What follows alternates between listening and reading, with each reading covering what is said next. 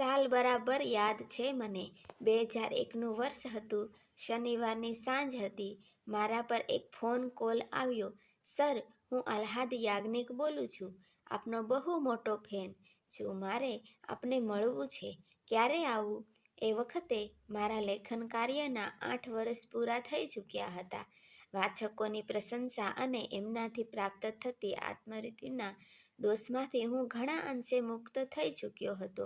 કોઈ પણ જાતના હકારાત્મક કારણ વગર માત્ર વખાણ કરવાના હેતુથી મને મળવા માંગતા વાચકોને મુલાકાત આપવાનું મેં બંધ કરી દીધું હતું.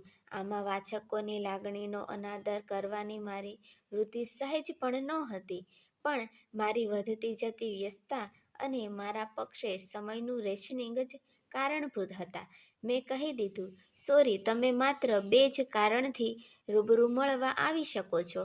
કાં તો તમારે કોઈ મદદની જરૂર હોય અથવા તમારી પાસે કોઈ સારી વાર્તા બીજ હોય, નહીંતર ફોન પર જ આપણે મળી લઈએ. એ હસ્યો. સર, હું પણ ડૉક્ટર જ છું. મારી પત્ની પણ ડૉક્ટર છે. અમારે ન તો કોઈ સમસ્યા છે, ન કોઈ સહાયની જરૂર. તમે MBBS છો? ક્યાંથી પાસ કર્યું છે? મેં પૂછ્યું. હું MD એનેસ્થેટિક છું. હું જામનગરની MP શાહ મેડિકલ કોલેજનો સ્ટુડન્ટ હતો. એણે માહિતી આપી. મેં એને અધિકારીપૂર્વક ખખડાવી નાખ્યો. આ વાત પહેલાં કરી દેવી જોઈએ ને. જામનગરના મેડિકલ સ્ટુડન્ટ માટે મારા ઘરના વાઇલ્ડ કાર્ડ એન્ટ્રી છે. બોલો, ક્યારે આવવાનું ફાવશે? આવતીકાલે રવિવાર છે. સાંજે આવી શકીએ? સાથે અંશી પણ આવશે. એણે સમય મુકર કરીને ફોન કાપ્યો. આ વાત ચાલતી હતી ત્યારે હું ઓપરેશન થિયેટરમાં હતો. એક સર્જરી પતાવીને હમણાં જ નવરો થયો હતો. મારાથી બોલી જવાયું. સરસ નામ છે, અંશી. નામ સાંભળીને મારો એનેસ્થેટિક ચમક્યો. શું નામ કહ્યું તમે? અંશી? હા, કેમ, શું થયું? નામ ગમી જાય એવું છે ને? અરે સાહેબ, નામ તો ઠીક, પણ એ છોકરીએ ગમી જાય તેવી છે. જો આ અંશી અમારા વાળી જ હોય તો મારે ત્યાં દર્દીઓને બેભાન કરવા માટે આવતા ડૉક્ટર શાહ એક નખશીખ, સજ્જન અને ચારિત્ર્યવાન પુરુષ છે. અંશીના વખાણ કરવા પાછળ એમનો બીજો કોઈ સીસરો આશય હોઈ શકે જ નહીં. મેં વાતમાં રસ લીધો. તમારા વાળી અંશી કોણ હતી? એના ચહેરા પર ભાગ્યે જ જોવા મળતી સુરખી પથરાઈ ગઈ. હું જ્યારે શાળામાં હતો ત્યારે અંશી નામની એક સુંદર છોકરી અમારી સાથે ભણતી હતી. સુંદર એટલે કેટલી સુંદર! હું તમારી માફક લેખન નથી એટલે એના રૂપનું વર્ણન નહીં કરી શકું, પણ એટલું કહીશ કે આખા સ્કૂલમાં એના જેવી સ્માર્ટ, હોશિયાર અને રૂપાળી બીજી કોઈ છોકરી ન હતી. તો પરણી જવું જોઈએ ને એની સાથે. મેં મજાક કરી. એ આપણને ભાવ આપતી હશે. ભારે મગરું હતી અંશી. બધા છોકરાઓ એની ઉપર મરતા હતા. અમે પહેલા ધોરણથી છેક 12મા ધોરણ સુધી સાથે ભણ્યા. પછી એ ડેન્ટલમાં ગઈ અને હું MBBSમાં. સાંભળ્યું છે કે અત્યારે એણે અમદાવાદમાં જ પ્રાઇવેટ ડેન્ટલ ક્લિનિક ખોલ્યું છે. જબરી પ્રેક્ટિસ જમાવી છે. 2-3 ડૉક્ટરને મદદમાં રાખ્યા છે. અંશી એટલે અંશી. એ જે કામ હાથમાં લે એમાં સફળ જ હોય. બીજા દિવસે સાંજના સમયે ડૉક્ટર આહલાદ અને અંશી આવી પહોંચ્યા. 1.5-2 કલાક બેઠા. ખૂબ વાતો કરી. આહલાદ મારાથી ભણવામાં 2-3 વર્ષ જેટલો પાછળ હશે. મેં પૂછ્યું, તું કોની બેન્ચમાં હતો? ચુત્રી આચાર્યની સાથે, મુરગા મહેતાની સાથે કે માહી મીઠાણીની સાથે?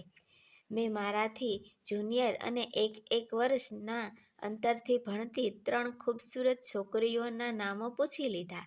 અમારી મેડિકલ કોલેજમાં આ રિવાજ હતો.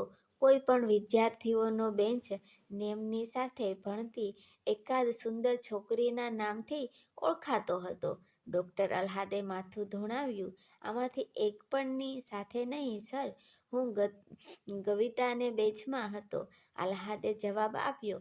મારી પત્ની 2 કપ ચા લઈને આવી. અમારા કેમ્પસના જૂના સંભારણા વાગોળીને છેવટે અમે છૂટા પડ્યા.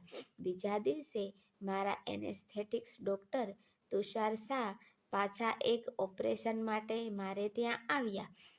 લાગલા પૂછવા માંડ્યા. કાલે અંશી આવી હતી? કોણ હતી?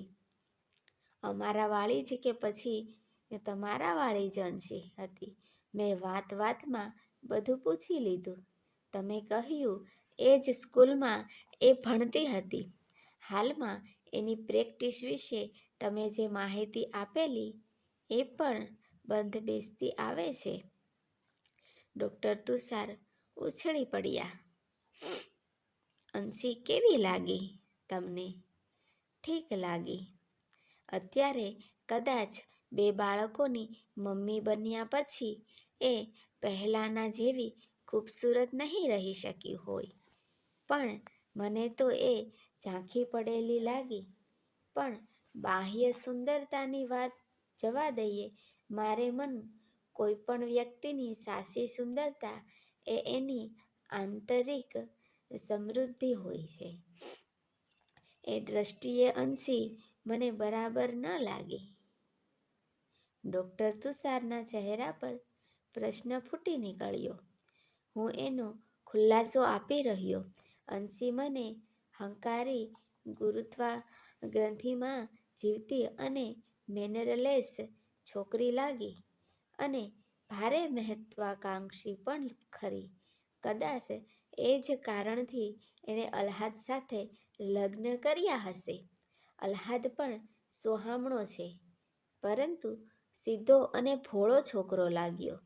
મને ડૉક્ટર તુષારે પૂછ્યું, અંશીની મહત્વાકાંક્ષાવાળી વાત તો સમજી શકાય તેવી છે, પણ મેનરલેસ છે એવું તમને શાના પરથી લાગ્યું? એ લોકો ચાલ્યા ગયા એ પછી મેં જોયું કે અંશીના કપમાં અડધી ચા પડી રહી હતી. કદાચ એને નહીં ભાવી હોય, કદાચ એ કોફી પીતી હશે. એ જે હોય તે, પરંતુ આપણે કોઈકના ઘરે ગયા હોઈએ ત્યારે ચા કે કોફી અધૂરી છોડી દેવી એને હું યજમાનનું અપમાન સમજું છું. અને હા, ચૂતરી મુરગા અને માહી કેવી હતી? મારી પત્નીએ પૂછ્યું.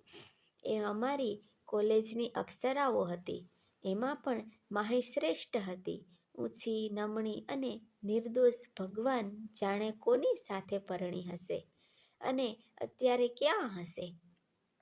મેં નિસાસો નાખ્યા વગર કહ્યું, પણ મારા ચહેરા પર એવી જ સુરખી છવાઈ ગઈ હતી જેવી અંશીને યાદ કરીને ડૉક્ટર તુષારના ચહેરા પર છવાઈ ગઈ હતી. એકાદ વર્ષ પછી મને ખબર મળી કે ડૉક્ટર આહ્લાદ અને ડૉક્ટર અંશી ભારત છોડીને કેનેડા ચાલ્યા ગયા છે. આહ્લાદને તો નહોતું જવું, પણ અંશીની જીદ એને વિદેશમાં ખેંચી ગઈ. અંશીને ભારતની જિંદગી કદાચ કમચક્કરવાળી યાચના કપ જેવી ફિક્કી લાગી હશે. અધૂરી મૂકીને એ હોટ કોફીની ચૂસકી માણવા માટે ઉડી ગઈ. તાજેતરમાં જ વિદેશથી વેકેશન માણવા આવેલા મારા જૂના ડૉક્ટર મિત્રોની સાથે 3-4 કલાક શહેરથી દૂરના એક ફાર્મમાં મળવાનું બન્યું. ત્યાં એક જૂના સહાધ્યાયીએ જે માહિતી આપી એ ખળભળાવી મૂકે તેવી હતી. બીજા દિવસે મેં મારા એનેસ્થેટિસ્ટને એ સમાચાર આપ્યા. તુષારભાઈ, આ દુનિયા બહુ નાની છે. ક્યાં તમારી અંશી અને ક્યાં અમારી માહી બંને કેનેડાની ધરતી ઉપર ભટકાઈ ગયા. વાહ, મેનકા અને ઉર્વશીનું મિલન થયું ત્યારે તો સ્વર્ગ રચાયું હશે. ના, નર્કની રચના થઈ ગઈ. મિત્ર, બન્યું એવું કે અંશી જ્યારે કામ કરતી હતી ત્યાં જ ડૉક્ટર માહીનો પતિ ડૉક્ટર મેઘ પણ જોબ કરતો હતો.